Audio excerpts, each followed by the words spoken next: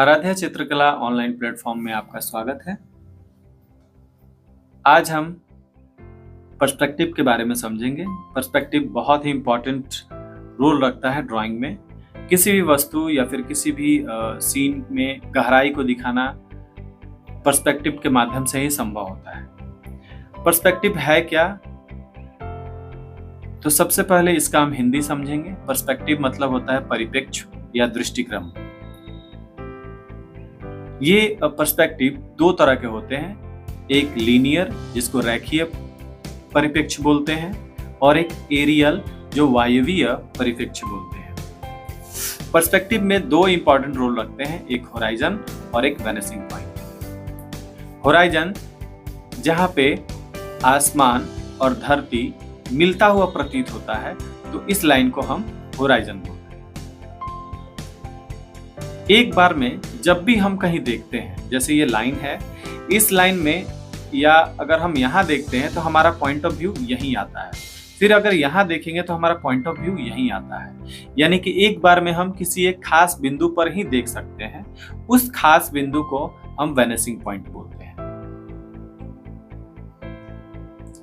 Perspective और भी ज्यादा क्लियर हो जाएगा जब हम लीनियर पर्सपेक्टिव की बात करेंगे। लीनियर पर्सपेक्टिव तीन तरह के होते हैं, एक 1 पॉइंट, 2 पॉइंट और 3 पॉइंट पर्सपेक्टिव। अब जैसे हमने यहाँ पे एक लाइन लिया, इस लाइन को हमने ऐसे क्रॉस किया, फिर यहाँ भी एक मैंने लाइन लिया और यहाँ भी एक लाइन लिया। ये लाइन हम इसको लेआउट बोल सकते हैं, जो काल्पनिक रेखा है और इसको अपने मन में हम ड्रॉ किए, क्योंकि इस लाइन के हेल्प से ही हमको ड्राइंग करना है। अब ये जो पॉइंट जो बन रहा है, इस पॉइंट को हम वेनिसिंग पॉइंट बोल सकते हैं। इसको शॉर्ट फॉर्म में VP नाम से इंडिकेट करते हैं। क्योंकि ये जितने सारे लाइन है ये सारे दृष्टिपथ कहलाते हैं, यानी व्यू पाथ। यानी कि जैसे हम ऑब्जेक्ट को देख रहे हैं, तो अगर हमारा पॉइंट यहाँ बनता है, यानी कि यहाँ पे हम देख रहे हैं, तो सारे ऑब्जेक्ट इस पॉइंट में मिलते हुए प्रतीत होने चाहिए।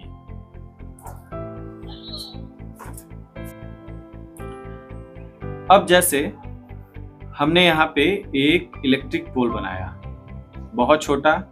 जैसे ही यहाँ पे आया, ये इलेक्ट्रिक पोल यहाँ हो जाएगा, फिर यहाँ पे हो जाएगा, फिर डिस्टेंस बढ़ा और इसका आकार भी चौड़ा होते जा रहा है। इस चीज को आप ध्यान से देखिए।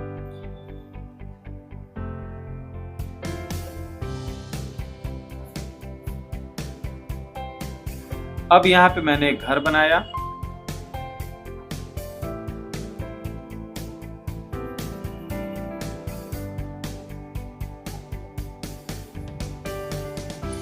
अब इससे रिलेटेड एक लाइन, फिर ये घर, ठीक इसके बगल में एक और घर है, इसके बगल में एक और घर है, इसके बगल में एक और, बहुत छोटा छोटा, बहुत दूर तक घर है।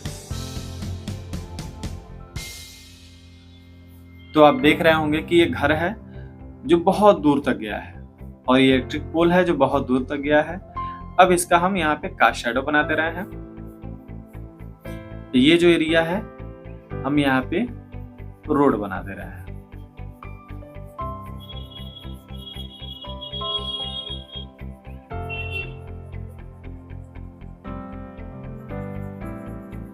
यहाँ पे हमने टोन बढ़ा दिया और जैसे जैसे दूर जा रहा है वो टोन कम होते जा रहा है। तो आप यहाँ समझेंगे कि ये जो घर है, यही घर बहुत दूर गया और इस पॉइंट में मिल गया। ये इलेक्ट्रिक पोल, यही इलेक्ट्रिक पोल इस पॉइंट में मिल गया। ये रोड है जो यहाँ पे डार्क है, चूंकि पास है तो क्लियर दिखेगा, जैसे दूर जाएगा वो हल्का होते चला जाएगा और इस पॉइंट में मिल जाएगा। तो ये तो पेज तो समतल है, लेकिन फिर भी इस समतल पेज में एक भ्रम हो रहा है कि बहुत दूर तक रास्ता गया है। तो इसी घटना को हम पर्सपेक्टिव बोलते हैं। और ये सारे ऑब्जेक्ट किसी खास पॉइंट में मिल रहे हैं, वो पॉइंट एक ही है, इसलिए इसको 1 पॉइंट पर्सपेक्टिव हम बोल सकते हैं। और चूंकि इसमें रेखा का ज्यादा इस्तेमाल है और ये ऑब्जेक्ट धरातल पर है, इसलिए इसको लीनियर पर्सपेक्टिव बोलेंगे। अब इसके आगे भी देखेंगे 2 पॉइंट पर्सपेक्टिव क्या होता है, तो इसके पहले फिर एक बार हम समझेंगे 1 पॉइंट पर्सपेक्टिव। यदि एक ऑब्जेक्ट है, जैसे डब्बा है या टेबल है, इस टेबल को हम इस डायरेक्शन से देखते हैं, जिसको अगर पीछे करें तो एक पॉइंट में जाके मिल जाएगा, तो ये 1 पॉइंट पर्सपेक्टिव कहलाएगा। यदि इसी टेबल को अगर हम इस डायरेक्शन से देखेंगे, जो इधर भी जा सकता है और इधर भी जा सकता है, तो ये 2 पॉइंट पर्सपेक्टिव कहलाएगा। अगर इसी टेबल को अगर हम ऐसे देखें, यानी कि ऊपर से, तो एक तो इस डायरेक्शन में जाके वो एक पॉइंट बनाएगा, फिर इस डायरेक्शन में जाके एक पॉइंट बनाएगा, और फिर एक ऊपर से नीचे के डायरेक्शन में जाके पॉइंट बनाएगा, तो ये 3 पॉइंट पर्सपेक्टिव कहलाएगा। 1, 2 और 3 पॉइंट पर्सपेक्टिव कहलाएगा। अब उसी तरह एरियल जिसमें हवा के माध्यम से किसी ऑब्जेक्ट को देखते हैं, यानी कि जहां पे लाइन खींचना संभव नहीं है, उसका ड्राइंग बनाना एरियल पर्सपेक्टिव का उदाहरण है। जैसे कोई व्यक्ति नीचे है और आसमान की तरफ देख के ड्राइंग कर रहा है, वो एरियल पर्सपेक्टिव हो जाएगा। कोई व्यक्ति लगभग 50 मंजिला ऊपर है या फिर किसी हाइट स्थान पे खड़ा है और वो दूर पहाड़ों को देखकर ड्राइंग कर रहा है, वो एरियल पर्सपेक्टिव में आएगा। जैसे उदाहरण के तौर पे हम यहाँ पे ड्रॉ कर रहे हैं पहाड़, ये नीचे पानी है, एक बोट है, इसमें लाइन अगर हमको खींचना भी होगा तो असंख्य लाइन हो सकते हैं, हर एक ऑब्जेक्ट का अलग अलग लाइन हो सकता है। तो इस चीज को आसान करने के लिए इसको हम एरियल पर्सपेक्टिव के अंतर्गत हम डालते हैं। साधारण आप ये समझे कि जिसका धरातल हो, खासकर रोड हो या फिर कोई ऐसा पैटर्न हो जो एक छोर से दूसरे छोर तक आसानी से दिखता हो, जिसका पॉइंट ऑफ अट्रैक्शन 1, 2 या 3 हो, उसको आसानी से लीनियर पर्सपेक्टिव में हम रख सकते हैं। जिसका पॉइंट ऑफ अट्रैक्शन चारों ओर हो और इसमें बहुत सारे ऑब्जेक्ट हो, उसको एरियल में हम रख सकते हैं। तो आशा है आपको पर्सपेक्टिव समझ में आया होगा और इस पे बहुत सारे आप वर्क भी कर सकते हैं। ये जितने भी सारे वीडियो बन रहे हैं, ये सारे आपके थ्योरी को आसान शब्दों में और सरल तरीके से सिखलाने के लिए बनाया गया है। आगे भी बहुत सारे वीडियो बनेंगे जिसमें आपको वर्क दिए जाएंगे। तो वर्क आपको गूगल से भी मिल सकता है, वहां से भी आप पर्सपेक्टिव का